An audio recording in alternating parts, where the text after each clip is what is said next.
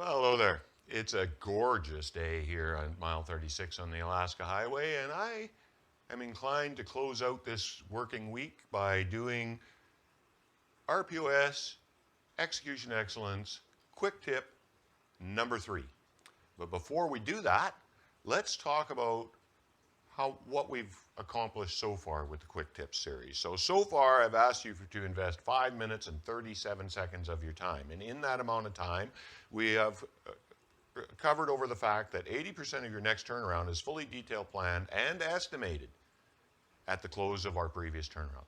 We have also established that the execution date for the next turnaround would likewise be set at the close of our last turnaround. And at the same time, we actually know the approximate duration of that next turnaround at that closeout of our previous outage. Now, I've used the word soft in there because, ever being the optimist, we do want to allow for the fact that some super charismatic engineer on the projects team might successfully convince the senior vice president of operations to allow us to add 6 weeks to the total outage time.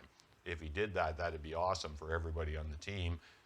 I'm going to be honest, I've never actually seen anybody successfully make that argument. So it's now 6 months since the startup of the facility, or in other words, we're sitting at T minus 42. So just a reminder, we're assuming a 4-year turnaround schedule on this. That's not everybody's turnaround schedule, but it's just the one I'm using for this example. So it's sitting at T minus 42.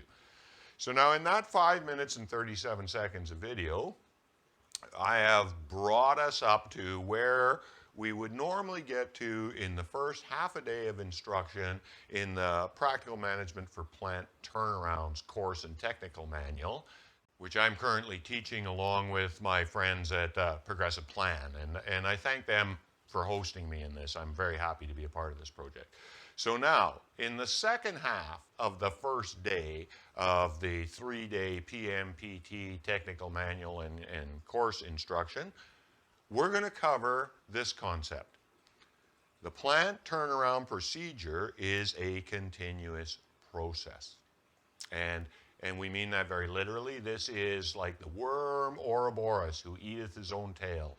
This is like the circle of life. This is like the circle of eternity. This is any of those metaphors that you like to use. That's what we're talking about here. And what I'm trying to get you to understand is it is not on the path of excellence if you come through a turnaround and think, good, we're done with that for 4 years, right? Turnarounds, when you're on the path of execution excellence, are not singular, standalone events. They are part of a continuous, never-ending, circular process. So I'm happy that you stopped by today. That's what we have for today's quick tip. Think about it over the weekend. Think about what it means if your turnaround is a continuous process. What would we do at T minus 42, having so much of our work already done?